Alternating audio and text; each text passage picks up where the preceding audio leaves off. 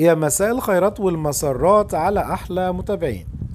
حكايتنا النهاردة عن فيلم جريء للنجمة نادية الجندي. عاوزين تعرفوا هو فيلم ايه وايه قصته ومين أبطاله وايه تفاصيل الحكاية؟ تعالوا معايا. حكايتنا النهاردة عن فيلم جريء للنجمة نادية الجندي.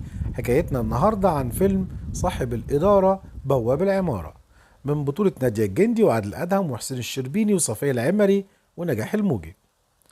بتدور أحداث الفيلم حوالين أبو المعاطي أو عادل أدهم، الشخص الخارج عن القانون اللي بيهرب من البوليس وبيتخفى في شخصية بواب عمارة وبيغير اسمه لدرديري.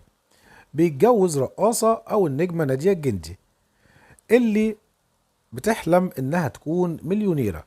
بعد فترة بتنفصل عنه وبتكون علاقات مع واحد قواد شغال في الدعارة وبتعمل علاقات غير مشروعة، وبيتحول دردير رجل أعمال ثري بيرشح نفسه للانتخابات. والفيلم بيحتوي على العديد من المشاهد الجريئة للنجمة نادية الجندي.